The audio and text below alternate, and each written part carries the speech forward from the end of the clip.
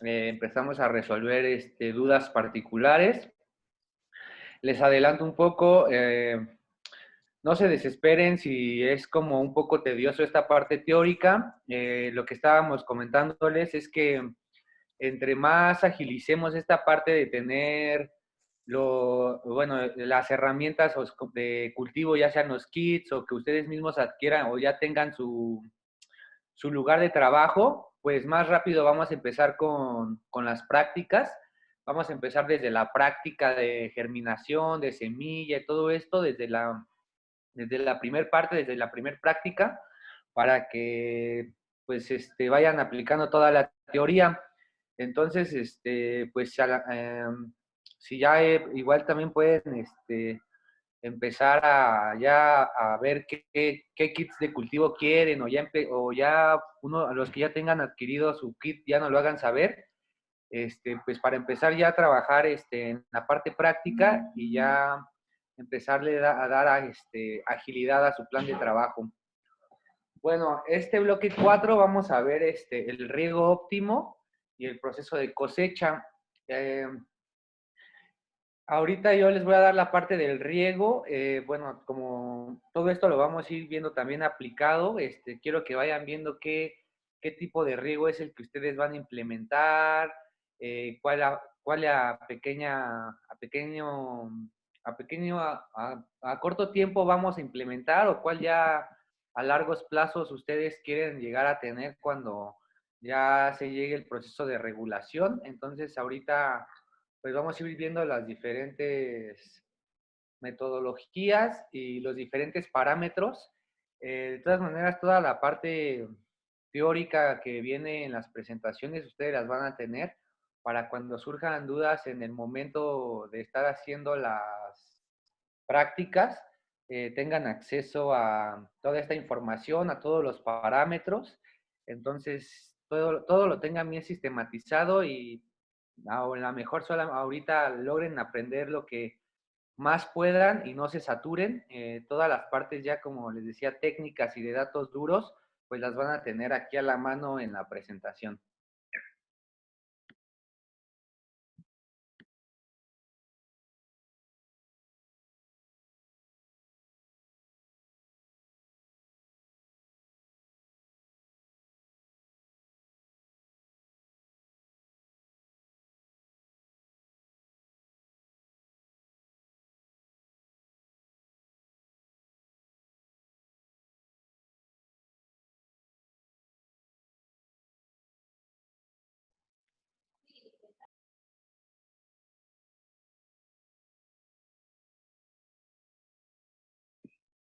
¿Nos escuchas, Ismael, por favor?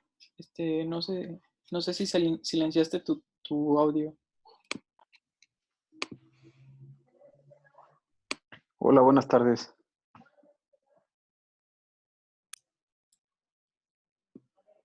Yo no he escuchado nada. Gracias. Me parece que tienen problemas con el audio. Ah, muy bien. En un momento lo reactivamos.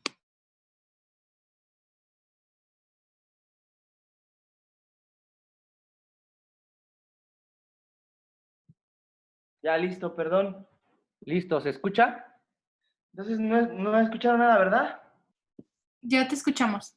Pero hace rato no escucharon nada. No, No. nada. Ah, Ok. ok, no, híjole. Una disculpa. Es aquí no sé qué está pasando, entonces tuvimos un poquito de lío. Gracias por avisarnos. Lo bueno que Diego no había avanzado mucho. Bueno, esta parte del taller de cultivo, como les mencionaba, va a ser la parte de riego, la parte de cosecha.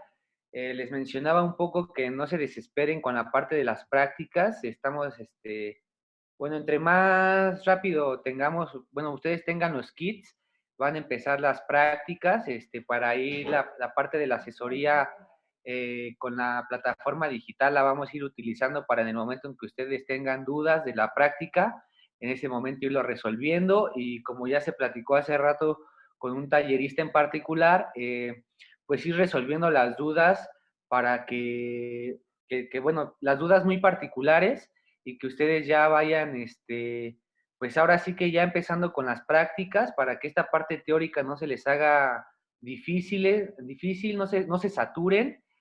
También todo todos los datos duros están disponibles en esta parte de la presentación, así que tampoco se saturen tanto de números o de datos duros, logren así entender la parte teórica, pero pues como de una manera no tan específica, o sea, lo que ustedes lleguen a captar es bueno. Ya en la parte práctica vamos a ir desmenuzando todo el asunto,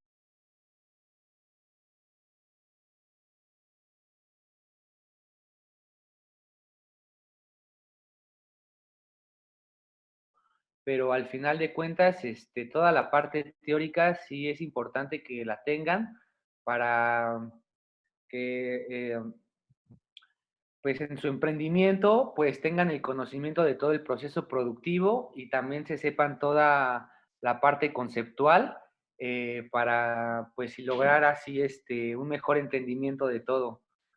Bueno, ahorita voy a empezar yo con lo que es el riego en el cannabis.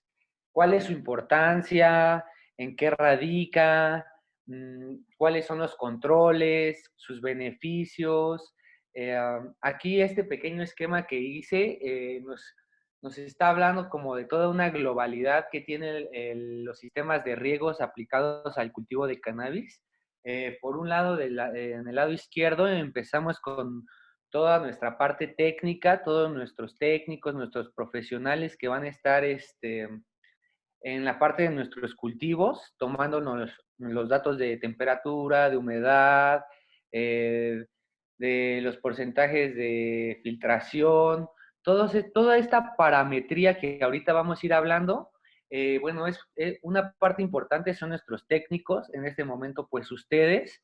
Es el principio de donde vamos a empezar este ciclo del riego.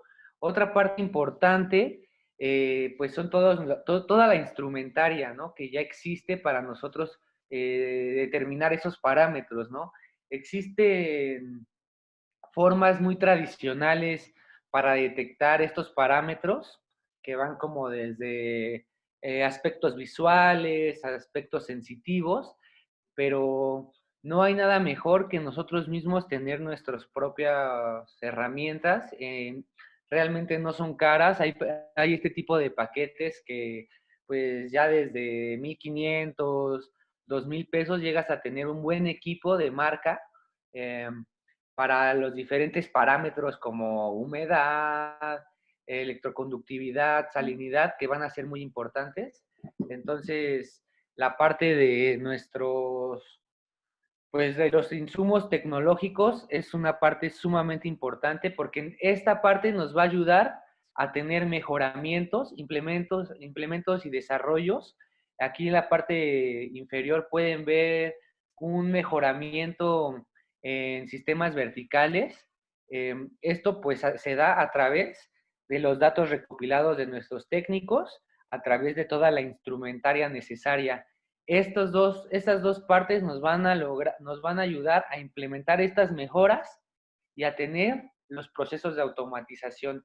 Las dos imágenes inferiores, una nos está hablando de las implementaciones, los desarrollos y las mejoras a nivel tecnológico, como son estos desarrollos verticales. Y la imagen de la izquierda nos está hablando de los procesos de automatización. O sea, como ustedes pueden ver esta imagen, ya los sistemas de riego están automatizados para que el gasto sea mínimo y ahora sí que el riego sea el óptimo. ¿Qué pasa? En la parte de arriba tenemos un cogollo, que es nuestro resultado final. Teniendo el riego, el mejor riego, el que nuestra planta de cannabis necesita, pues vamos a tener los mejores resultados en nuestra cosecha, ¿no? En nuestro producto. La gráfica, la última gráfica, la del lado derecho, nos está hablando como las diferentes los diferentes beneficios que va a obtener este sistema o esta totalidad de nuestro sistema de riego. ¿Qué va a pasar? Va a aumentar la calidad de nuestro producto, va a aumentar la velocidad de nuestra producción y va a aumentar la eficacia de nuestro procedimiento o de nuestro proceso. Y va a disminuir los costos. O sea, nosotros al tener este esquema bien, bien trabajado, al tener el personal certificado, a los técnicos capacitados para la toma de estos datos, el tener el insumo tecnológico necesario como estos sensores, el tener las mejoras y los desarrollos, tener las automatizaciones, tener un producto terminado, todo esto nos va a ayudar a generar o aumentar las cualidades, las velocidades, y nos va a ayudar a reducir costos, que es lo que más queremos en el momento de nuestro emprendimiento. Entonces, el riego del cannabis se podría resumir en estos aspectos, la parte técnica, la parte instrumental, los desarrollos, las automatizaciones y el producto terminado. Ahí el riego se ve englobado en todas estas formas. Ahorita ya les voy a hablar de lo que es el agua y respecto a la nutrición. Antes de entrar al tema de nutrición, que lo vamos a ver en la próxima clase, quería ver bien el tema del agua y del riego para que ustedes entendieran cuál es la funcionalidad del agua, cómo es que se debe de aplicar, cuáles son los sistemas actuales que hay. Entonces, bueno, ¿cuál es la importancia del agua en nuestra planta? Pues el agua es el medio para el transporte de los nutrientes de nuestra planta. O sea, si no hay agua, nuestra planta no va a poder absorber los nutrientes necesarios y no va a poder tener todo este ejercicio de distribución de los nutrientes que se llama translocación. La translocación es el movimiento de los nutrientes alrededor de la planta. Y la corriente de transpiración, que ahorita lo vamos a ver, es el movimiento del agua en toda nuestra planta. Entonces aquí ya tenemos dos movimientos, el movimiento de los nutrientes y el movimiento del agua. Obviamente estos dos movimientos están correlacionados. ¿Qué va a hacer el agua? El agua va a hacer que todos los nutrientes que se encuentran en nuestro sustrato o en nuestro medio de cultivo puedan ser absorbidos por las raíces. ¿Cómo se hace esto posible? Bueno, una parte de los nutrientes se absorben por todo el oxígeno que se encuentra en el agua, ahora sí, por así decirlo, todo el oxígeno del agua va a ayudar a que nuestras raíces absorban todos esos nutrientes y los empiecen a distribuir a lo largo de la planta, ya sea en la hoja, en el tallo. Este oxígeno va a ser el que promueva la absorción de los nutrientes. La otra fracción del agua se va a utilizar en la fotosíntesis. Bueno, esta parte, como se vio ya en el bloque pasado, la importancia del agua en la fotosíntesis es primordial. También aparte de que es un regulador térmico, está ayudando a todos los procesos fotosintéticos. Entonces, tener un riego óptimo va a ayudar a que nuestra planta genere la tasa de fotosíntesis óptima. Y esto se va a traducir en el crecimiento óptimo de nuestra planta. ¿Qué pasa con otra fracción del agua? Otra fracción del agua se va por un proceso que se llama evapotranspiración. Este concepto es muy importante que lo entiendan, que es la evapotranspiración. Es la transpiración de las plantas a partir de las condiciones ambientales que están favoreciendo la evaporación. ¿Esto qué quiere decir? Que toda el agua que está contenida en nuestra planta a través de las hojas, la planta va a abrir sus estomas y esta agua se va a escapar o se va a liberar en forma de vapor de agua y llega a condensar. Algunas veces en las mañanas ustedes pueden llegar a ver el rocío o o alguna película de agua. Esto está relacionado con estos procesos de evapotranspiración. Es la transpiración que tienen las plantas de toda el agua. Esto es muy importante porque cuando nosotros estemos cultivando cannabis, si cultivamos en interior, vamos a tener que trabajar con esta tasa de evapotranspiración, porque si no la humedad, si no logramos eliminar esa humedad que sueltan las plantas, vamos a tener muchos problemas con patógenos, ya sean con hongos o con algunas bacterias. Entonces, entender este proceso natural de la planta, la evapotranspiración, es primordial. Saber cómo nuestras plantas transpiran y que nuestras plantas están aportando humedad para generar microclimas en nuestros sistemas de cultivo. Bueno, otra fracción del agua se regresa a las raíces para llevar azúcares y almidones y generar procesos de enraizamiento o de crecimiento radicular. ¿Esto qué quiere decir? Que cuando empieza todo este movimiento de agua a través de la planta, que empieza por la absorción en las raíces, esta agua regresa otra vez a las raíces, pero ya con azúcares y almidones de las que la planta la cargó, para que otra vez en las raíces estas azúcares y almidones sirvan a ciertos procesos en la raíz, como a la absorción, a su crecimiento, a su estructura. Del lado, bueno, en el lado del medio tenemos un acercamiento a las raíces. Como pueden ver, este zoom a nuestras raíces nos está dando un acercamiento que no todas las raíces son homogéneas.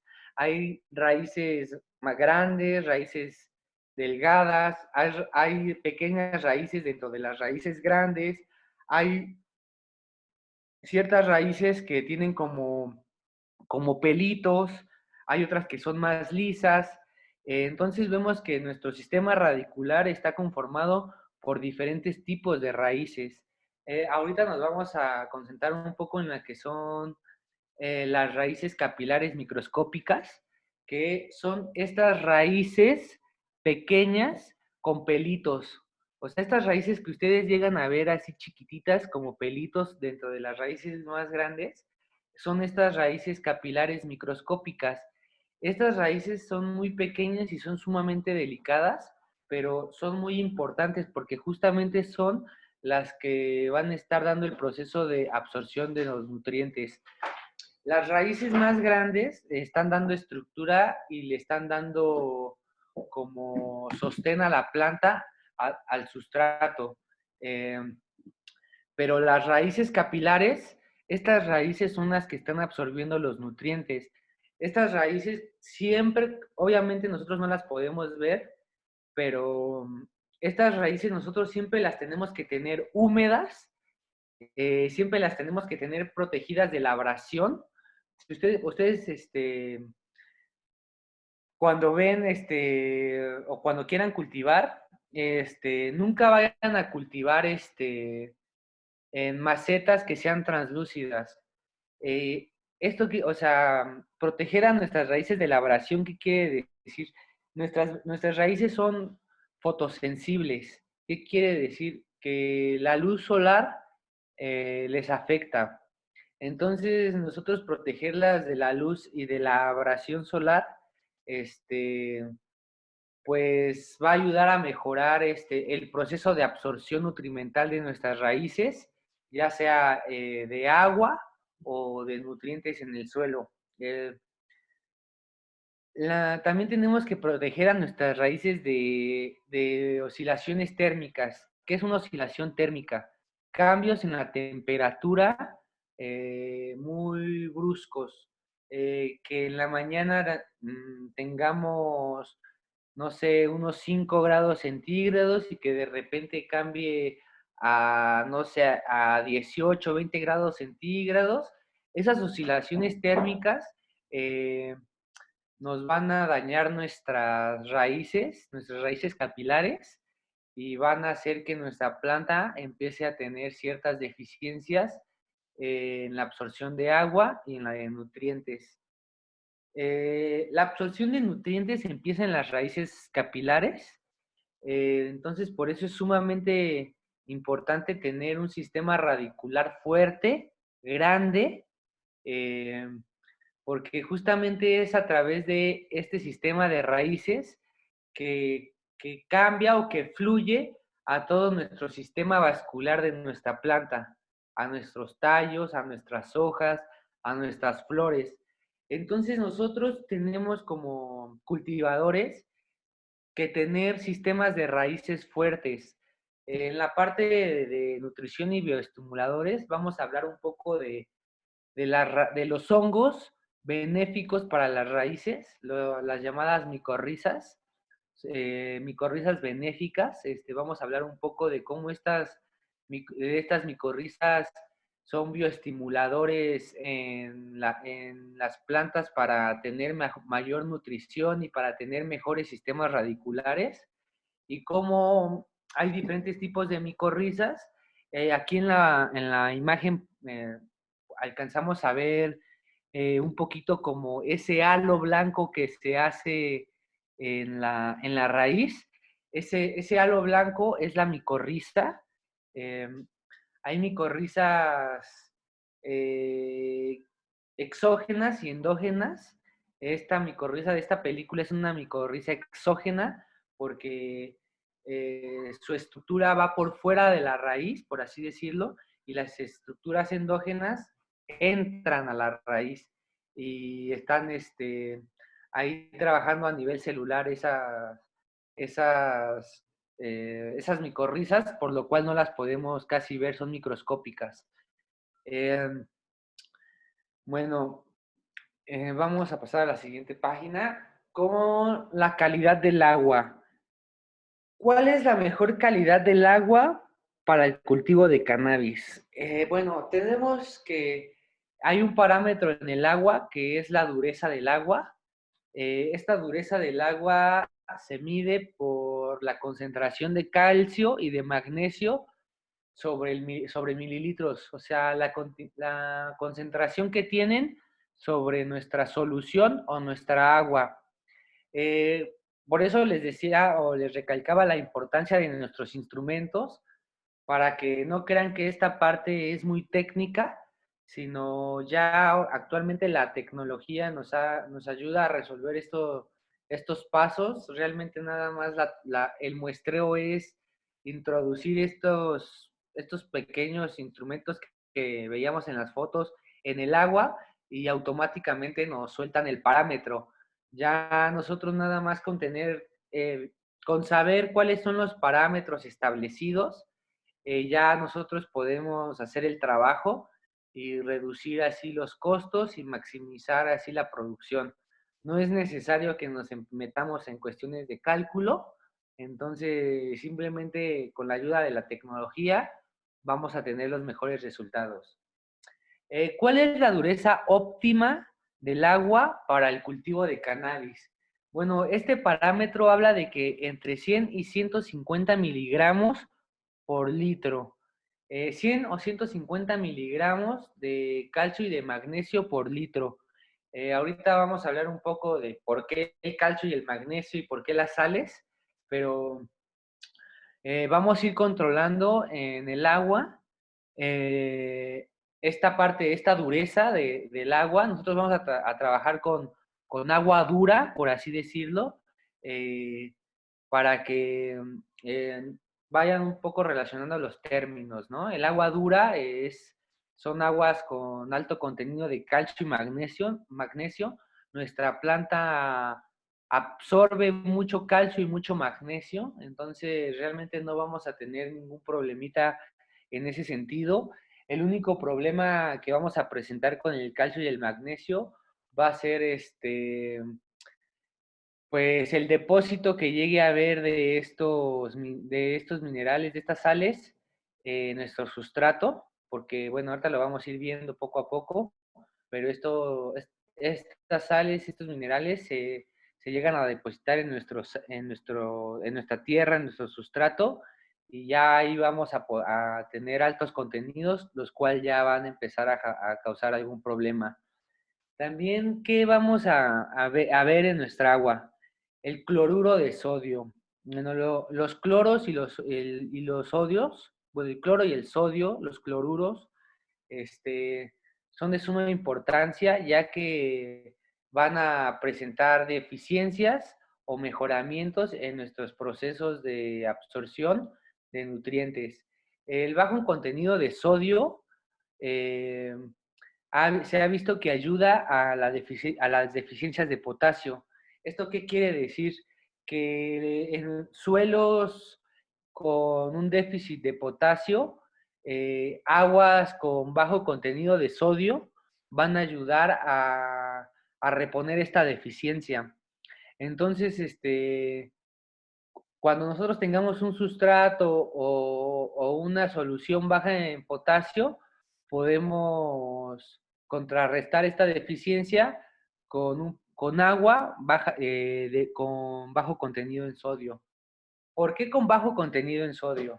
Porque el exceso de sodio es tóxico, genera deficiencias, eh, ciertas deficiencias en la planta, como la absorción de hierro. O sea, cuando nosotros tenemos exceso de sodio, se va a generar una deficiencia en la absorción de hierro. Entonces, esto se va a ver reflejado en nuestra planta. Se puede ver reflejado en la hoja, en el color, en el enroscamiento, en la necrosión de diferentes partes de nuestra hoja. Esto cuando vayamos viendo la parte como de, de deficiencias nutrimentales, vamos a ir nosotros poder generar un diagnóstico de nuestra planta respecto a las deficiencias o a los excesos que tenga. Bueno, también el cloro es esencial para el proceso de fotosíntesis de la planta. El cloro tiene una parte muy importante en los crecimientos de la planta, ya sea a nivel morfológico o en sus diferentes etapas fisiológicas. Uno de ellos es el cloro ayuda a la división celular. Lo que hace es que células que son de la raíz, que son células del tallo, células de la hoja, las va dividiendo. Entonces, por los procesos de translocación se van acomodando. Entonces, el cloro es muy importante en este sentido para tener fenotipos fuertes, morfologías luego con enfermedades ahí congénitas o que lleguen a presentar como poliploidías o otro tipo de enfermedades relacionadas con las morfologías de la planta. Bueno, la concentración óptima de cloro es de 140 partes por millón en nuestra solución. Esto suele ser una concentración óptima y segura para nuestro cannabis. Ustedes estos datos los van a tener aquí en la presentación. Solamente cuando ya estemos en la parte práctica, realmente la medición es muy fácil. Entonces, ustedes manteniendo este parámetro de 140 partes por millón, van a tener una concentración de cloro óptima para sus plantas. Las plantas presentan sensibilidad a las altas concentraciones de cloro. Estas se pueden manifestar en un color verdoso pálido en sus hojas y en una posterior necrosis de ellas, ¿no? ¿Cómo se puede ir observando? Es porque los bordes o las puntas se van a ir quemando. Cuando ustedes vean que los bordes o las puntas de su planta se queman y las hojas se ponen en un color verde pálido, posiblemente se debe a la concentración de cloro en el agua que ustedes están regando. Un error muy común de los cultivadores cuando empiezan es regar sus plantas con agua de la llave o con agua del grifo. Esta agua presenta altas concentraciones de cloro, entonces empiezan a haber procesos de acumulación de cloro, lo que va a llevar a una posterior deficiencia en esta planta. Bueno, los filtros de agua, por lo regular, no limpian bien el agua, no la liberan en sí de los cloros o de los iones de las partículas sólidas en suspensión. Realmente lo único que hacen es limpiar las partes sólidas en suspensión, pero la unión iónica de estos sólidos es muy difícil de romper, por lo cual, bueno, el mejor tratamiento que nosotros recomendamos es usar agua que ya llevó un proceso de osmosis inversa. Esta nosotros creemos que es el mejor agua para riego, por lo cual, pues, en un proceso de automatización sí se requiere, pues, adquirir una planta de osmosis inversa para reducir costos y optimizar los procesos de producción. Entonces, lo mejor es una inversión en una planta de osmosis inversa. Ahorita les voy a hablar un poco de cómo trabaja esto, de por qué esta agua de osmosis inversa es la óptima y cuáles son sus beneficios. Bueno, ahorita aquí vamos a hablar un poco, como les decía, del agua, del proceso de salinidad del medio de cultivo y del por qué el agua de osmosis es la mejor para el cultivo. Cuando nosotros usamos agua de la llave, esta agua de la llave viene cargada con muchas sales minerales, entre muchas sales alcalinas. También viene con mucha concentración de cloro. Entonces realmente, pues es un agua que necesita un tratamiento previo para poder ser utilizada en nuestros cultivos. ¿Qué es la osmosis? O sea, realmente la osmosis es la tendencia de los fluidos de pasar a través de una membrana y mezclarse para tener condiciones de concentración de igualdad. ¿Qué quiere decir esto? O sea, que nosotros vamos a hacer pasar un fluido a través de una membrana para que logre alcanzar a través de la permeabilidad concentraciones similares en los dos lados de la membrana. Esto realmente es un principio muy, muy fácil, o sea, es un proceso de filtración, un proceso de absorción como el de las raíces, es un proceso de osmosis. O sea, entender cómo un fluido pasa de un lado a otro a través de una pared o una membrana y logra tener un equilibrio en los diferentes puntos de concentración, esa es la osmosis. O sea, tener una igualdad de concentraciones en un fluido que está pasando a través de una pared. Esto es muy importante porque, pues, hace que ciertos nutrientes se absorban y otros nutrientes se excluyan. Realmente los nutrientes se absorben por este principio de osmosis. No tiene que ver tanto como lo dicen ahorita los breeders o los growers, que tienen que ver mucho el total de partículas en suspensión o la electroconductividad de nuestra solución para mejorar los procesos de absorción de nutrientes. Realmente no es cierto. Realmente lo que es cierto para nutrir nuestra planta es el proceso de osmosis. Nosotros tenemos que tener concentraciones similares de nutrientes fuera de la raíz y dentro de la raíz. Cuando dentro de la raíz existe una deficiencia nutrimental, el proceso de osmosis absorbe los nutrientes necesarios para, pues, para complementar esta deficiencia. ¿Qué pasa con la electroconductividad y con los sólidos suspendidos?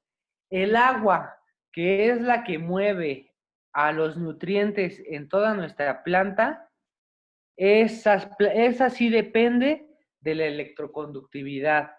El agua con mayor electroconductividad logra salirse de las raíces, entonces no llega a generar este proceso de translocación de nutrientes. También un agua con un alto contenido de sales llega a deshidratar nuestra planta, entonces por eso ahí los procesos de electroconductividad y de porcentaje totales de sólidos suspendidos, ahí sí es importante porque son las que nos están dando la movilidad del agua. La absorción de los nutrientes depende de la concentración, más bien depende del proceso de osmosis. O sea, depende qué tanta concentración de nutrientes existan en la raíz y la concentración de de nutrientes en el suelo afuera de la raíz. Entonces ahí es como vamos a tener el mejoramiento en nuestro proceso de nutrición. Y en el agua, pues la electroconductividad y el total de sólidos en suspensión. Estos parámetros nosotros los podemos medir con los sensores, o sea, realmente no es una cosa muy difícil más que introducir el aparato y hacer la lectura y tener nuestra agua en el mejor parámetro. Entonces es eso, o sea, a lo mejor se puede escuchar muy técnico, pero ya cuando en el kit ustedes ya tengan la instrumentaria y ya también hayan atendido los diferentes instrumentales, pues van a ver que la toma de esta lectura realmente es muy fácil. Bueno, el agua de la llave, como les decía, tiene altos contenidos de sodio, de cloro, de magnesio, de sales alcalinas, de flor, de azufre, de calcio. Entonces, el agua de la llave presenta un gran reto. Hay diferentes tratamientos. El principal que yo recomiendo es dejar evaporar el cloro. Mínimo 12, 24 horas, dejar el agua a temperatura ambiente para que todo el agua, todo el cloro del agua se evapore. También si tienen partículas en suspensión por precipitación, sedimenten y pueda más fácil eliminarse y generar un proceso de filtración con carbón activo es lo mejor. Es lo mejor. También los procesos de captación de lluvia es lo mejor. El agua de lluvia viene cargada con diferentes nutrientes, trae ya un proceso de estabilización climática muy interesante que se ve reflejada en su pH. Entonces, trabajar con el agua de lluvia es lo mejor.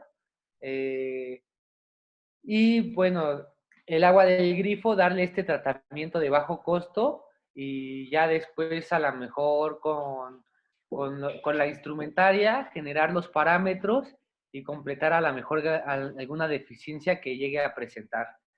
¿Esto qué quiere? Este contenido de sales, de cloro, de magnesio, de azufre, nos va a llevar a un problema en relación con áreas edafoclimáticas. ¿Qué quiere decir esto?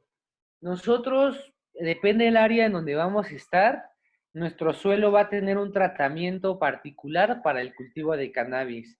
No es lo mismo que vayamos a cultivar en suelos áridos donde el déficit hídrico o la falta de agua está llevando al proceso de acumulación de sales, como se puede notar en la imagen, o cultivar en suelos para los que nos estén escuchando desde la península, ¿no? Desde Yucatán, desde aquellas zonas.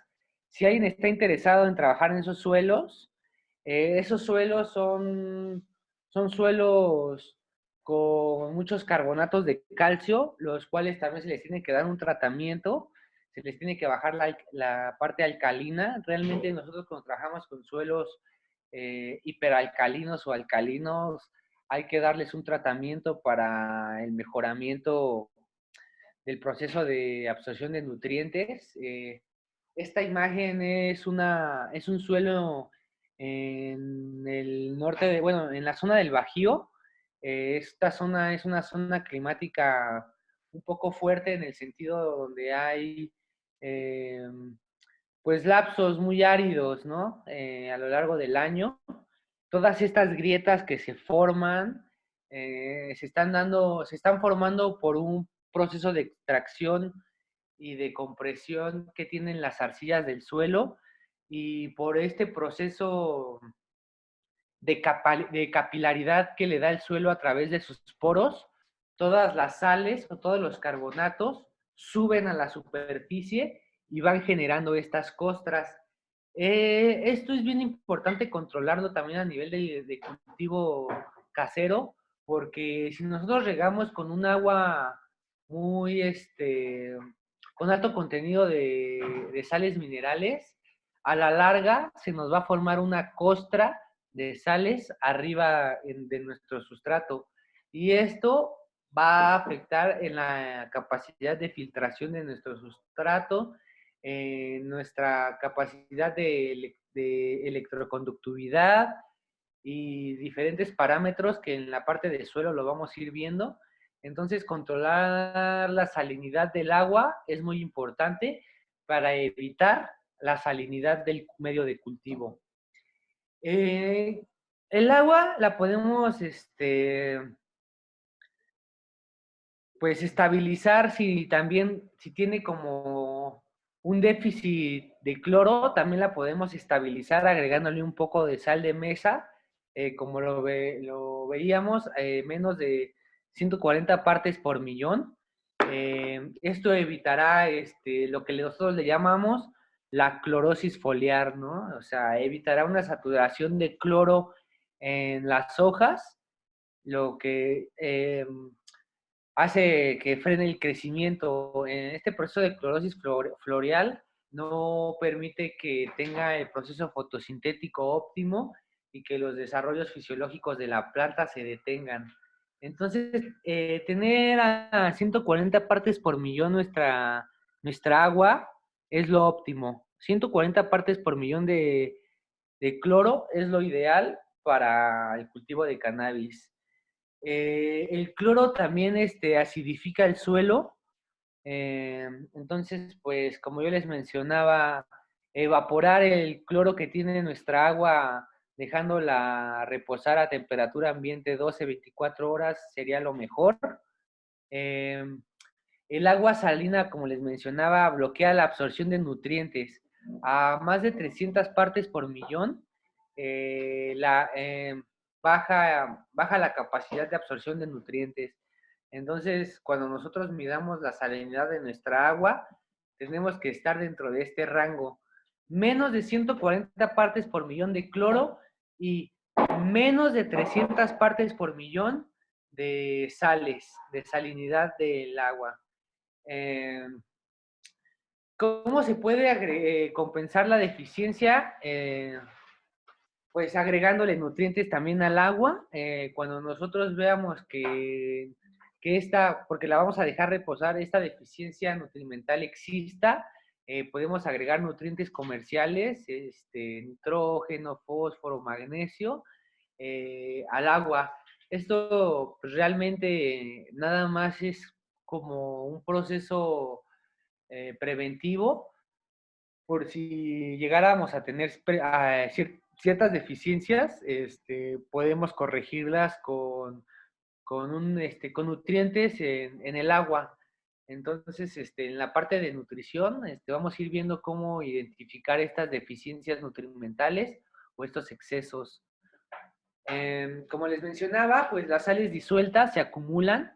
Si nosotros usamos agua de la llave con alto contenido de sales minerales, a lo largo del tiempo se van a ir acumulando y estas van a ir subiendo por capilabilidad y lixiviación del suelo y se van a ir generando estas costras o estas rocas de sal, bajando nuestra productividad en nuestro cultivo. ¿Cuál es el riego óptimo? ¿De qué dependerá el riego óptimo de nuestros cultivos? Bueno, el riego óptimo va a depender del tamaño de nuestra planta, de la edad de nuestra planta, del contenedor de nuestra planta, de la granulometría de nuestro sustrato. ¿Esto qué quiere decir? Del tamaño de grano de nuestro sustrato, de la textura de nuestro sustrato y de la temperatura y la humedad que estén en nuestra cámara de cultivo o en el exterior, ¿no? Las condiciones ambientales. La ventilación fomenta la translocación del crecimiento y la transpiración. ¿Eso qué quiere decir? Que una buena ventilación va a ayudar a mejorar el proceso de absorción del agua y va a ayudar al movimiento interno de ella en nuestra planta. Tener un buen proceso de ventilación va a ayudar a que el agua se mueva dentro de nuestra planta y que el agua se absorba del suelo a nuestra planta y que el agua que nuestra planta está evapotranspirando tenga movimiento, que no llegue a haber una saturación de humedad y que llegue a presentarse problemas de hongos o de bacterias. Entonces, tener una buena ventilación nos va a ayudar a tener las condiciones de humedad y las condiciones óptimas para que nuestra planta absorba mejor el agua. ¿Qué pasa si estas raíces están expuestas? Las raíces, ya como les dije, son fotosensibles. Entonces, si las raíces de nuestra planta están expuestas a la luz o al aire, esta planta se va a secar, se va a morir, no va a poder absorber nutrientes. Entonces, nuestras plantas bien tapaditas, bien cubiertas de tierra y bien humectadas. Mientras la filtración de nuestro sustrato sea bueno, no vamos a tener problemas con el excedente de agua. Realmente el agua el cannabis es una planta que consume bastante agua, entonces no tiene problemas con porcentajes un poco altos de humedad.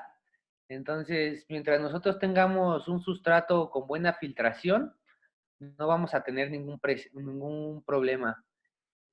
Cuando estemos en etapa de clonación, los clones van a tener que estarse regando más veces, o sea, más tiempo que en la etapa de floración. Ya sea hasta 2 veces al día. Una técnica muy austera para ver cuando esté seco es tocar con el dedo nuestro sustrato y si está a 1 centímetro de profundidad, ya está seco el sustrato, ya es momento de humectarlo o de regarlo. También tenemos que ver que la toma de este parámetro no es uniforme. O sea, nuestro sustrato por adentro puede contener bolsas de humedad o bolsas secas. ¿Qué quiere decir esto? Que todo nuestro sustrato no va a estar uniformemente húmedo. Vamos a tener manchones secos, manchones húmedos. Entonces esto lo vamos a poder reducir con un riego homogéneo, lento. ¿Qué quiere decir esto? Que sea constante el flujo de agua y que sea lento. Si nosotros le aventamos un torrente así de agua, una cubetada así, lo que va a hacer, como les explicaba, es que este proceso de las arcillas, esta capacidad que tienen las arcillas para expandirse y contraerse, va a empezar el agua cuando entra así de golpe, las arcillas se van a humectar de golpe, se van a expander y van a generar una película impermeable que va a hacer que el agua arriba se encharque y no permita que se infiltre, porque va a ser como un sellador, o sea, las arcillas van a trabajar como un sellador que va a impedir la infiltración. Entonces, cuando nosotros reguemos nuestras plantas, lo mejor es un flujo constante a un ritmo lento, como simulando una lluvia, una brisa, una lluvia. Eso es lo mejor que nosotros podemos hacer. No llegar y aventar así la cubetada de agua o tomar así, no sé, como rieguen sus plantas, no llegar y a echarles ahí toda la cubetada, porque realmente, si ustedes lo ven, el agua va a escurrir rápidamente, o sea, el agua va a empezar a generar canales por dentro y el agua, así como ustedes la echen, va a salir por abajo por los hoyitos de su maceta y entonces el agua que ustedes echaron se desperdició y su maceta va a seguir así sedienta. Entonces, la mejor técnica de regar sus plantas es lento e uniformemente, o sea, simulando la lluvia. Esto va a ayudar a que el sustrato se moje de manera correcta, uniforme, que no queden bolsas secas al interior de él y que todas las arcillas vayan absorbiendo la mayor cantidad de agua sin lograr saturarse y generar una película impermeable. Entonces, recuérdenlo, esto es sumamente importante. Tener paciencia al momento de regar. Yo sé que va a surgir la duda de, oye, yo voy a poner 1 hectárea, ¿cómo voy a tener la paciencia de ir regando una por una? Bueno, para esto ya existen otros sistemas de riego automatizados, como el riego por goteo. Aquí pueden ver en la parte de abajo un sistema en interior de riego por goteo. Esto, bueno, nosotros a nivel fitotécnico lo que hacemos es generar un cálculo del flujo y de los procesos de absorción óptimos de la planta. Entonces tiramos una línea y una gota entra al sistema radicular de la planta en un tiempo determinado. Esto ya está automatizado realmente, o sea, todas estas cosas se oyen muy técnicas, pero ya como lo hemos visto así con los talleristas en particular, se van a ir resolviendo dudas, se van a ir haciendo implementaciones, dependiendo al espacio que ustedes quieran. Entonces, podemos ya ir viendo los sistemas automatizados en particular y podemos ir calculando los flujos, el goteo y ahorrar tiempos y costos. Entonces, bueno, esta es la parte que les quería mostrar ya a nivel industrial. El sistema por goteo es lo mejor. Les repito, es una forma de riego homogénea, porque el goteo ya está calculado a un tiempo, a un flujo, y es lento. O sea, una gota por cada determinado tiempo realmente es muy lento, lo que va a ayudar a que esa gota, o sea, sea casi en su totalidad sea absorbida, haya poca evapotranspiración, haya poca evaporación del agua en el sustrato. Entonces esto nos va a ayudar a tener así un rendimiento en el agua intensivo. Si alguien tiene cultivos en zonas áridas, o sea, estas técnicas realmente nosotros las estamos investigando pues en países como Israel. Ahí es donde nosotros estamos generando ahí la conexión pues para entender estos nuevos métodos de cultivo. Como ustedes saben, Israel es un país donde es muy árido, o sea, hay zonas desérticas, hay poca agua en comparación a México. Entonces, pues en Israel todos los cultivos son por sistemas de riego por goteo. Entonces, ahí vamos viendo que baja el consumo de agua. En la parte derecha inferior tenemos esta técnica que es cubrir el sustrato para evitar la evaporación del agua.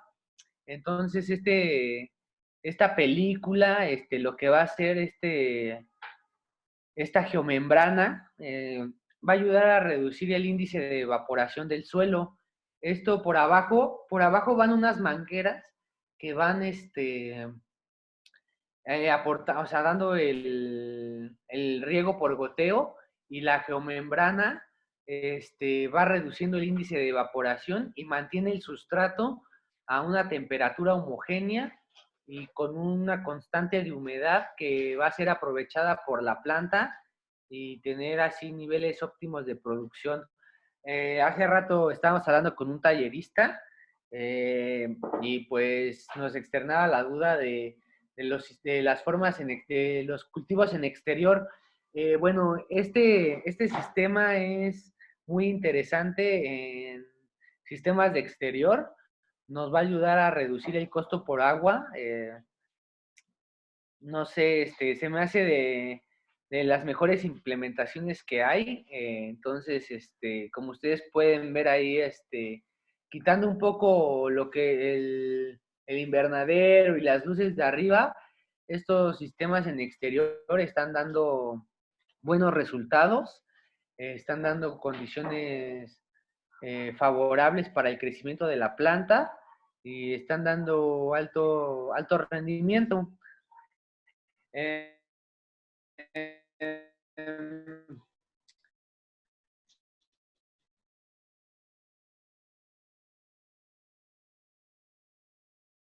¿Qué pasa?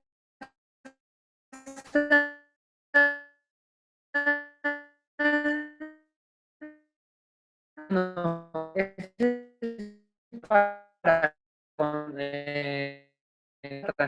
y así provocando que la nutrición de nuestra planta no se esté llevando de manera adecuada. El pH alto reduce la absorción del hierro y genera hojas cloríticas o hojas con un mal color, no sé, para que no se oiga tan técnico, hojas de mal color.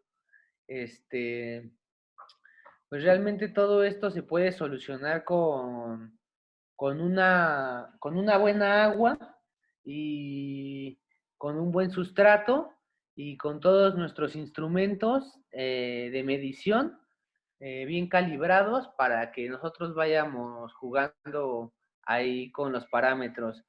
Si es muy alcalino, lo acidificamos un poco con con un ácido, con poco ácido cítrico, con una cascarita de algún limón, así, cosas muy naturales, muy básicas.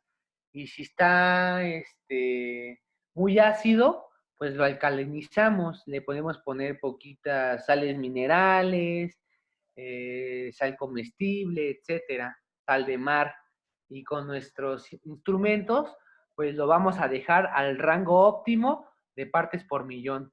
No es necesario que se aprendan este dato, regresan a la literatura, regresan a la presentación, checan el dato, hacen la medición y listo. Tienen el riego óptimo para su cultivo de cannabis. Bueno, ahorita los voy a dejar un poco ya con el doctor Ismael, la parte del secado, del cosechado de nuestras flores, porque es sumamente importante esta parte. Antes de continuar, no sé, me gustaría que expresaran sus dudas. No sé si alguien tiene ahorita una duda o si al final quisieran también expresarlas. Sí, yo tengo un par de preguntas. Dame un segundo. Listo. Sale. A ver. En primera instancia quería ver, ¿tienes idea más o menos del consumo que tienen, no sé, por planta, por metro cuadrado, específicamente de agua, Sí. el cultivo? O sea, en litros. Sí lo tengo. Uno de los beneficios del curso con nosotros y con Lowick, de este curso, es el acceso a toda la bibliografía. Ahorita yo te voy a pasar un artículo de una revista de Nature, es un artículo del 2020, donde muestra todos los costos, ya sea el energético, el costo hídrico, ahí te da todos los datos para que tú tengas ahí la información de primera mano. Si quieres rápidamente te doy así una respuesta aproximada, ya después tú lo lees con calma, pero estamos hablando de que, a ver,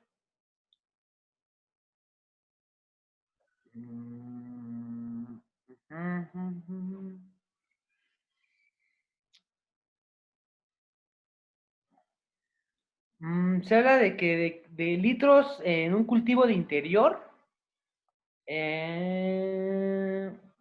se habla de 22 litros por planta. 22 litros por planta, pero eso es diarios, No, en el ya ciclo a lo largo de completo, todo el semanal. proceso. O sea, Ok. todo el proceso de cultivo, ya desde que tú empiezas a germinar hasta que levantas la cosecha, se habla de que una planta en interior consume 22 litros. Una planta. Ok, ciclo completo. Y la otra sería, ¿qué, por ejemplo, en hidroponía, en cultivos hidropónicos, qué densidad es la que sueles usar o la que se usa usualmente? ¿Qué densidad?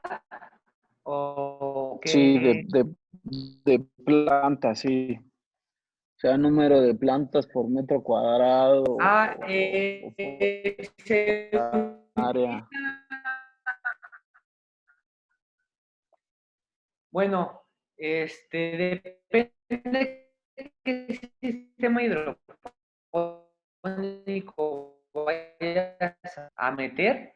Entonces, es una planta por contenedor, o sea, por contenedor hidropónico, una planta. Déjame regresar la imagen. Aquí en esta imagen, si la puedes ver en la imagen izquierda inferior, Ujú. cada contenedor tiene una planta. Entonces, alrededor son 19 litros lo que tiene un contenedor por planta. Entonces, hay otros sistemas hidropónicos. Claro, no son para interior porque son sistemas sistemas horizontales largos, grandes, que a lo mejor un metro en un sistema horizontal te puedes llegar a presentar 4 plantas en un metro, con un flujo constante de a lo mejor 50 milímetros por segundo. Ya. 50 mililitros por segundo. Es un Pero flujo. mi pregunta va más enfocado al número de plantas que tú tendrías en un metro cuadrado o en un espacio en En específico. un metro cuadrado, Ujú. o sea, pero esto ya estamos hablando, ya no es por el hidropónico. En un metro cuadrado ya Sí, pues, hablamos de la capacidad lumínica. O sea, exacto. Por ejemplo, en la imagen del invernadero que tienes ahí, ¿qué ujú. tantas plantas hay por metro cuadrado o en esa área en específico, por decir? No En sé si me esta estoy área explicando. tenemos una planta por metro cuadrado. Ok, Ujú. bien. ¿Tienes Ok. alguna otra duda? Sí, sí, en algún momento, o sea, me queda claro lo del pH y la conductividad, Ujú. pero en algún momento o tienen ya más o menos identificada una fórmula de nitrógeno, fósforo, potasio en específico NPK. de los elementos, ajá, que necesita la planta como tal. Es correcto, es correcto. Esa pregunta la vamos a resolver en el bloque de nutrición. Ah, Vamos a ver perfecto. la nutrición para la etapa vegetativa, la nutrición para la etapa de floración, cómo está esta translocación del nitrógeno, del potasio, cómo se puede ver la deficiencia de algún nutriente en relación nada más con un diagnóstico visual de la hoja. Toda esa parte que tú me estás comentando, la vamos a ver. Es un bloque completo, nutrición Va. de la planta. Y sí, tienes razón. hemos generado diferentes fórmulas en relación al nitrógeno, al potasio, al magnesio y a todos los micro y macronutrientes de la planta. Hay una relación muy interesante y sí, claro, la vamos a ver en el bloque de nutrición. Hecho, dale, perfecto. Gracias. ¿Alguna otra duda? ¿Alguien? ¿O Sí, pasamos aquí tengo a...? una duda, Ismael. Sí. Diego. Ujú. Más que nada es en el proceso de cambio de maceta, que es Ujú. lo más común, ya ves que se tiene que hacer cuando va creciendo la planta para que se puedan extender las raíces. Ujú. De tal manera que, ¿cómo le haces para que no le dé el aire a las raíces? O sea, Ok. Bueno, como tú lo dices, o sea, es así, un poco, pues, casi imposible que en el trasplante no, le dé el aire. Cuando estábamos viendo un poco la parte de clonación y de esquejes, o sea, hablamos un poco del momento óptimo para cortar. Entonces, lo que yo te recomiendo es que lo hagas en un momento en donde no haya, o sea, donde la condición del día no haya mucha, pues como mucha temperatura. O sea, por lo regular hazlo en la noche. O sea, cuando tú vas a hacer un trasplante, hazlo en la noche para que no tengas problemas con la luz y el oxígeno pues sea pues relativamente poco el que le dé, o sea, haces un trasplante rápido, entonces de preferencia todo lo que tenga que ver con trasplantes lo vamos a ir en la etapa esta viendo, en la práctica, bueno, cuando se vean lo vamos a ver en las prácticas, cómo hacer bien el trasplante. Yo lo que te recomiendo es hazlo en la noche, hazlo de una manera rápida, o sea, primero ya prepara tu maceta a la donde vayas a trasplantarla y después ayúdalas con un bioestimulador, ya sea con un enraizador, con una micorriza, con una bacteria que sea benéfica, con alguna fitohormona. Entonces, cuando tú hagas tu trasplante, ayúdala con estos bioestimuladores para que rápido otra vez agarre. Los trasplantes, ¿por qué los trasplantes como que se pusieron de moda? Los trasplantes realmente lo que nos va a ayudar es a generar eh, mayores raíces y tener control sobre las raíces. Primero, como tú dices, vamos a empezar a usar macetas pequeñas para empezar a estimular la raíz y así ya más y más grande. Esto realmente lo hace la gente a un nivel un poco más profesional o como algunos cultivadores que quieran tener control sobre la raíz, pero también tú puedes cultivar directo desde a la maceta en donde se va a quedar tu planta sin necesidad de generar estos trasplantes. Ahora sí que ya esa es la decisión que tú gustes, pero no sé, espero se haya resuelto un poco tu duda. sí, sí, muy bien. Y también tengo otra, en cuestión del riego, o sea, sí, Ujú, sé que lo dijeron que era como si fuera un goteo así, ujú. ¿por cuánto tiempo o es depende de la planta? No, ¿lo haces manual o lo quieres hacer automatizado? ¿Manual? Manual.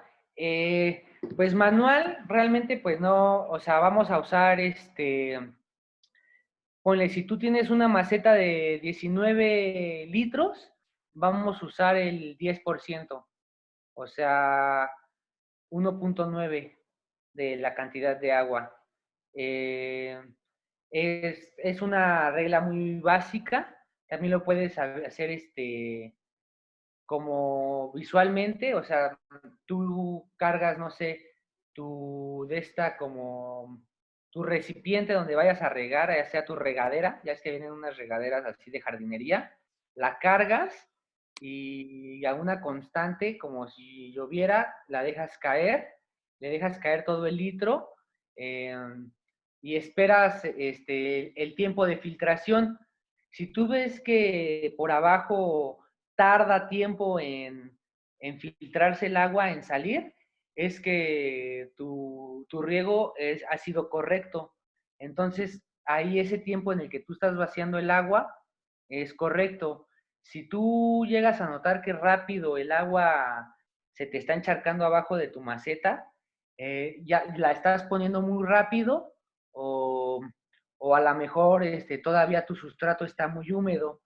Entonces, por lo regular, usa para una maceta de 19 litros, 1 litro de agua para que no tengas problema. Excelente, muchas gracias. Ok. Pues seguimos con el otro bloque, los dejo con el doctor Ismael. Hola, buenas tardes a todos. Pues nada, ya vimos el riego, vimos diferentes etapas de la planta. Hasta ahora hemos visto cómo las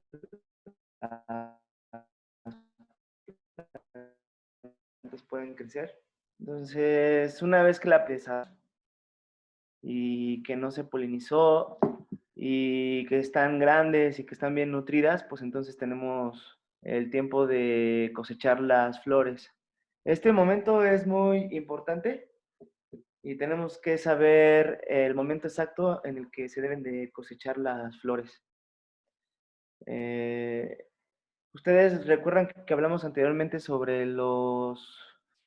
la maduración de las flores, es cuando están llenas de tricomas y todos los compuestos químicos se desarrollaron completamente. Entonces los tricomas obtienen una coloración de color rojizo a anaranjado. Entonces, ese es el momento en el que las flores deben ser cortadas. No antes, no después. Cuando tienen esa tonalidad hacia el anaranjado, en ese momento es cuando se deben de cortar las flores de la base. ¿Cómo debemos de secar las flores? Una vez que cortamos las flores de la base, tenemos que mantener una temperatura ambiente alrededor de 70 grados Fahrenheit, que son aproximadamente 21 grados centígrados, y tenemos que bajar la humedad a la mitad de lo que se encuentra. El ambiente óptimo para que se mantengan esas flores, una vez que ya se secaron, es ponerlas en un frasco.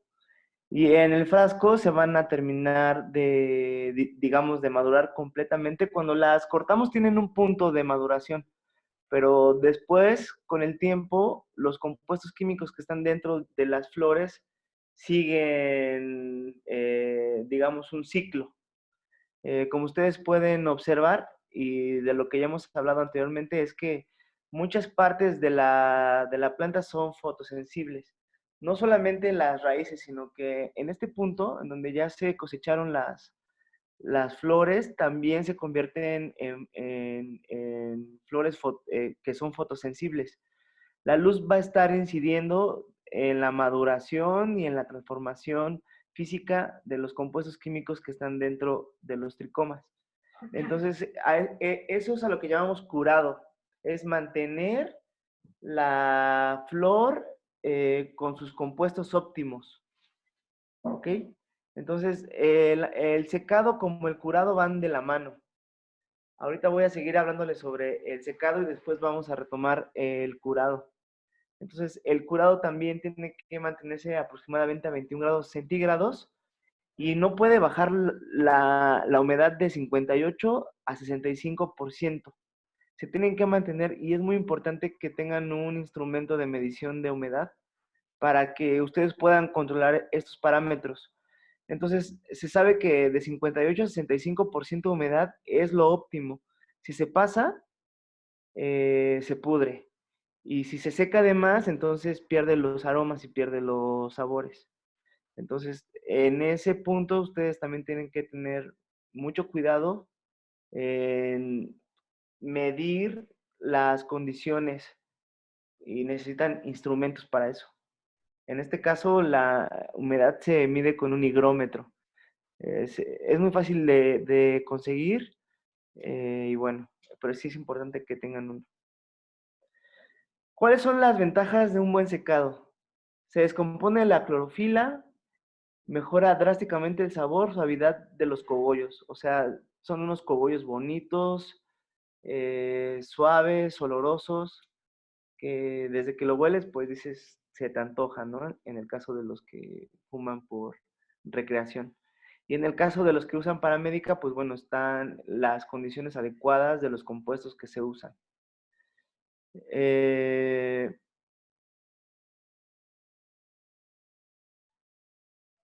Pues básicamente es eso, ¿no? Es tener una flor óptima para poderla distribuir, para poderla consumir. Entonces es muy importante las condiciones del secado, ¿no? Yo se lo resumí así, de una forma general. Ah, sí, también es importante para que si ustedes secan bien las plantas, y se me estaba pasando, lo vimos en la clase pasada, si no tienen un buen secado, entonces se pueden contagiar de hongos y se pueden contagiar de bacterias. Entonces un secado correcto evita justamente eso. No sé si alguna vez han estado en contacto de algunas flores que no están bien secadas, huele inmediatamente como ácido, huele como a humedad, ¿no? El llamado olor a humedad. Y es que ya tiene pegado algún hongo, ¿no? Es el olor de los aspergillus y de esos honguitos que se pegan, entonces ese es el olor. Entonces es importante por eso tener bien el secado. Entonces, ¿cuáles son los pasos para secar y curtir? En primero, pues cortar la flor, ¿no? Cortar la planta. Primeramente cortar la planta, que ya va a ser una rama llena de flores. Entonces se corta, se le corta el exceso de hojas. Ahorita voy a poner imágenes de cómo se deben de ver las flores. Es ya casi es una planta llena de flores y ya tiene muy poquitas hojas, de las hojas que utiliza para crecer. Ya le quedan pocas, pero aún tienen. Cortar esas hojitas a lo que se le llama manicurar. El paso 3, se cuelgan los cogollos. Esa es la forma más usada, en donde se cuelga un hilo o se pueden utilizar diferentes estructuras para que la planta se quede colgada boca abajo. Ahorita les voy a mostrar imágenes. Por así decirlo, la parte apical queda suspendida y entonces se dejan así para que se sequen. Una vez que los cogollos están secos, ustedes tienen que checarlo con la mano si se puede partir. Generalmente cuando no está lista la flor del secado, cuando ustedes intentan cortar la rama, se siente como chiclosa y no se parte. Entonces, cuando ustedes usan esa medida para ver si está lista, entonces tienen que doblar la ramita y si se rompe, entonces está lista, está seca. Cuando ya cumple esa característica, se pasa entonces a unos frascos con vidrio que tenga una tapa hermética y posteriormente se tienen que mantener en ventilación durante aproximadamente 3 semanas para que se terminen de secar y no quede ninguna humedad dentro del frasco y se puedan contaminar. Entonces, estos serían como 6 pasos para secar y curtir, así de una forma muy general. Cuando hablamos de secado y curtido, estamos hablando casi de lo mismo, pero sí tiene diferentes etapas. Entonces, cuando se cuelgan los cogollos para el secado, ahí tiene que estar a una humedad aproximadamente del 70%. Cuando ustedes cortan la flor, están muy húmedas, tienen mucha agua. Como Diego mencionaba hace un momento, las plantas del cannabis consumen mucha agua, entonces son plantas muy húmedas. Entonces, cuando se cuelgan los cogollos, aproximadamente ahí ya pierde el 70% de la humedad. Entonces, cuando se tienen que dejar ahí los cogollos colgados, para que cuando se pasen al frasco, entonces ahí tienen que perder toda la humedad que tiene. Entonces, del 70 del colgado, tienen que bajar hasta el 65% de humedad para que puedan ser curadas. Entonces, cuando ya pierden hasta el 65% de la humedad, les queda más agua y esa agüita se va a terminar de secar dentro del frasco. Se maneja un estándar de que una buena flor en un buen curtimiento no tiene que bajar del 55% de agua. Nosotros, esta proporción la bajamos de una página, pero nosotros manejamos hasta el 40%, creemos que es una buena humedad para que se curta. Entonces, como se pueden dar cuenta, los porcentajes de humedad son importantes para que no se les llenen de patógenos y para que sus flores tengan una buena calidad. Entonces, ¿cómo tener un entorno óptimo para que suceda esto? Generalmente se usa aire acondicionado. Tiene que ser un aire frío y esto lo que hace es que reduce la humedad. También se puede usar un enfriador evaporativo. Este enfría el aire y aumenta la humedad. Están los deshumificadores. Estos calientan el aire y también reducen la humedad. Están los humificadores, calientan el aire y aumentan la humedad. Y los calentadores.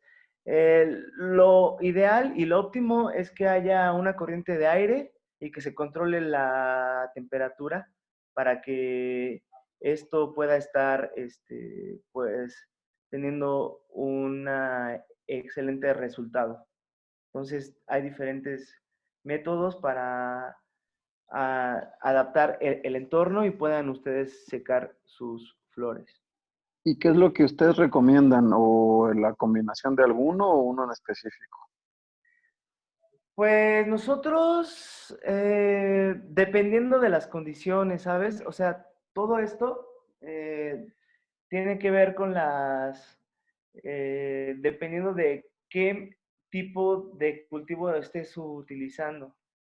Entonces, por ejemplo, si usas un indoor, pues tienes que tener ahí un extractor y tienes que regular el aire para que esto pase, ¿no? Entonces, ahora sí que va a depender de lo que tú necesites, ¿no? Dependiendo de tu cultivo. Ahí ya, si quieres particularmente, podemos checar y ya te decimos cuál te recomendamos. Hecho, gracias. Entonces, el secado dura aproximadamente de 3 a 7 días y la forma en la que se van a dar cuenta si están bien secados es que se parten. Entonces, se parten, pero no están tan secos. Solamente queda seca la parte de la flor externa y la parte interna está más húmeda. Entonces, aquí les pongo unas imágenes. Esta es como muy casera, en donde están colgando las colas en unos ganchos, pero hay muchas formas de hacerlo. Y, por ejemplo, esto es como para un monocultivo, ¿no? Entonces, como se dan cuenta, ya solamente son flores. Aquí hay otro ejemplo de cómo es que las cuelgan.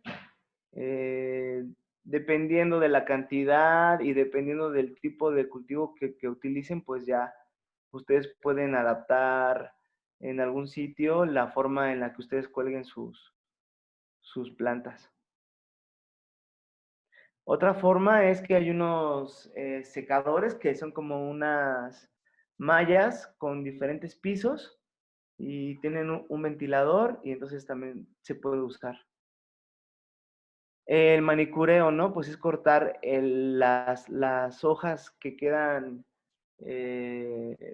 las hojas que están en la periferia, que usa la planta para crecer y todo, ya esas ya se cortan porque ya no se van a necesitar. Ahora necesitamos flores que se vean muy bonitas, entonces generalmente con esas hojas también la planta se ve con menor presentación, entonces es cortarlas todas.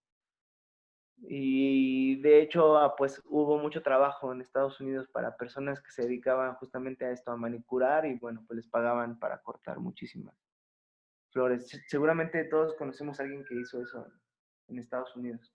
Aún se hace, pero ahora creo que hay menor demanda en este tipo de trabajos por las nuevas regulaciones estadounidenses. Entonces, el curado. ¿El curado qué es? El curado es preparar la flor para que después de mucho tiempo no pierda su sabor y su olor. Como ya habíamos visto en las primeras clases, quien da estas propiedades a la planta son los terpenos. Hay de diferentes tipos y entonces le dan diferentes sabores y diferentes olores. Estos son muy delicados, muchos de ellos son volátiles, ¿no? Por eso es que los podemos oler, justamente. Entonces, cuando una planta se pasa del porcentaje de humedad que les comentaba, entonces estos comienzan a evaporarse, se secan. Entonces es muy importante por eso que haya un buen curado o un buen curtido.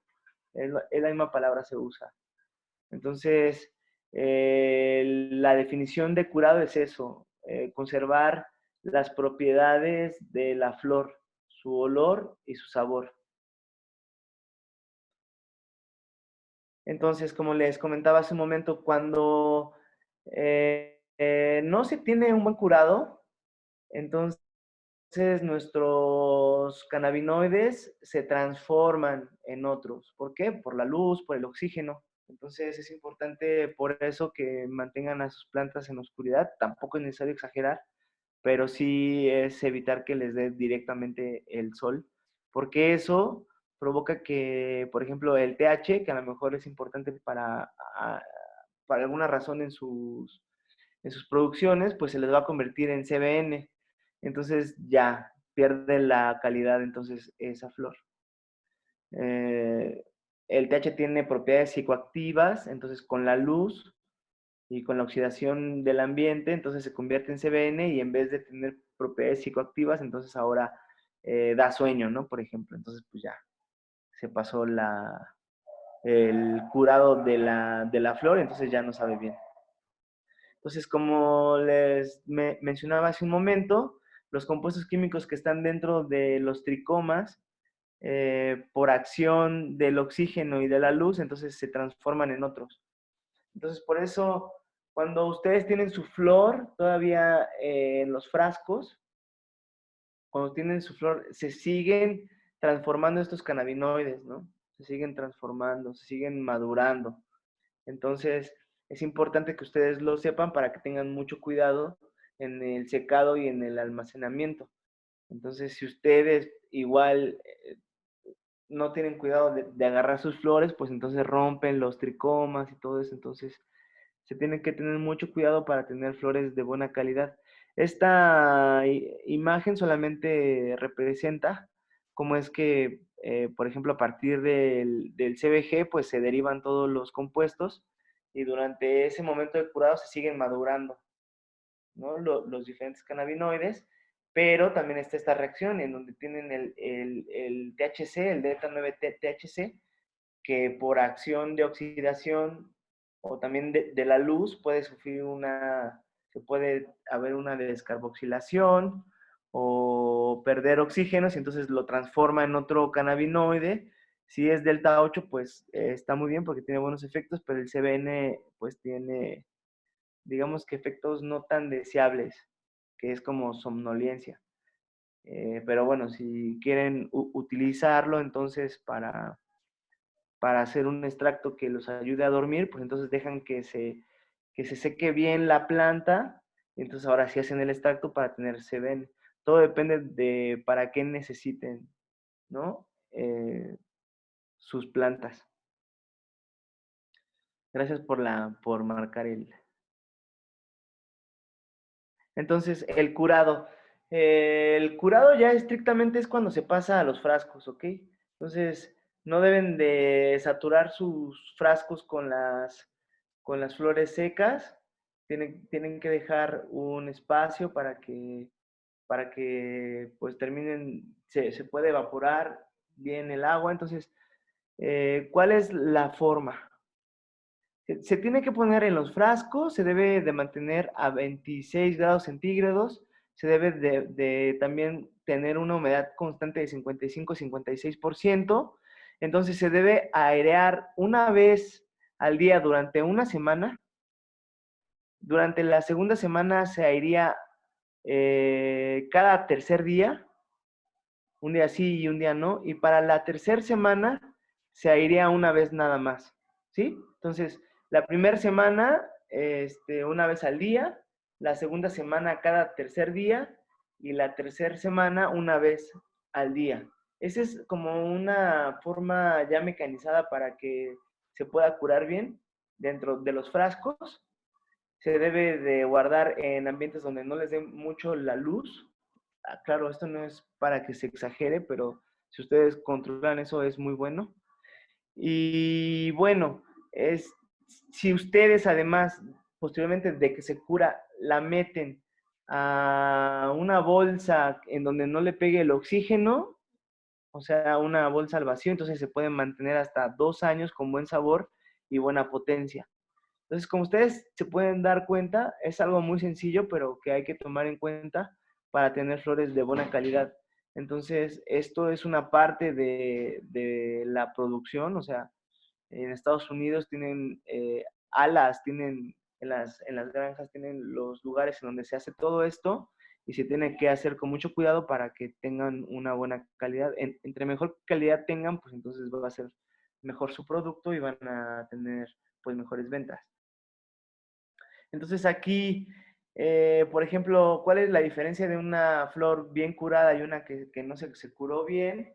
Por ejemplo, en la parte de arriba es una flor que no se le controló la humedad, entonces se ve incluso cambio de color, podría tener un hongo pegado, debe de oler, pues debe de haber perdido todas sus propiedades organolépticas en comparación con la que está en la parte de abajo, que fue bien curtida y se ve claramente la diferencia. Es la misma cepa, solamente que una fue curtida bien y otra no se curtió bien. Y bueno, pues ustedes cuál preferirían, ¿no? Entonces, como les mencionaba, una vez que ya está bien curtida, hay que ponerlas en bolsas, en donde no les pegue el oxígeno, de preferencia que tampoco les dé la luz. A mí me gusta esta bolsita que está en la parte derecha que dice Weedy, en negro, esa no tiene luz y como tiene el cierre Ziploc, pues no tiene problemas con el oxígeno y bueno, pues es la mejor forma como de mantenerla. Y bueno, pues por el día de hoy sería todo. Ya nos fuimos rápido, pero bueno, y más sencillo, ya creo que ya fuimos más, logramos bajar mayores ejemplos para que fuera más sencillo la, la información. No sé si tengan alguna duda. Sí, sí, sí. No sé si podría regresar a la lámina 21, por favor. Aquí, Ajá. Cuando te refieres a airear una vez al día, ¿por cuánto tiempo tiene que ser? una semana, Ok, una semana. Este paso es en 3 semanas. ok. O sea, son 3 semanas de curado dentro del frasco. Entonces, la primera semana la irías todos los días. La abres, no sé, lo dejas abierto un ratito, que se salga la humedad, y ya lo cierras. En la ¿Cuánto tiempo siguiente, estimas que lo mantengas abierto, destapado? pues yo lo dejaría, no sé, unos 10 minutitos, así, ¿sabes? Que sí se iría bien. O Ok. sea, tú te vas a dar cuenta, porque está como la humedad en el frasco, ¿sabes? Se ven como las gotitas, entonces que tú veas que se le van quitando, ¿no? Entonces, aproximadamente como ese tiempo. Bueno, Y ya en la siguiente semana, pues lo haces cada tercer día, un día sí, un día no, ¿no? Que se esté aireando. Y ya la última semana, ya nada más una vez, un día, el que tú quieras, yo lo dejaría como por los últimos días en donde ya vea que no tiene ninguna gotita y si tiene, pues lo abro. Eh, Algo, Una algo. pregunta ahí. Entonces, eso también dependería mucho de la zona y de las temperaturas y la humedad de donde estemos, ¿no? Sí, claro. ¿Sería un referente la condensación que veamos en el frasco? O sea, en cierto grado de condensación sería abrir el frasco para que entonces no se humedezca como tal Sí, el producto, ¿no? sí, si es por dentro, o sea, por ejemplo, si es muy caliente el ambiente, pues se va a ver que salen las gotas muy rápido, ¿no? Entonces, justamente si están en un ambiente muy caluroso y ven que se está secando muy rápido, pues entonces, pues tener como la precaución de no dejar que se seque de más, ¿no? Que sería como el problema en el curado. Hay veces que se seca muy rápido y está bien, pero lo ideal es dejar que se seque no tan rápido, ¿sabes? O sea, sí darle el tiempo necesario para que quede bien. Entonces, justamente si tienen una cosecha pequeña, pues no es tan complicado, pero si ya es muy grande su cosecha, pues sí hay que tener como ya un itinerario ahí bastante bien organizado para que puedan airear todo su producción, ¿no? Ujú.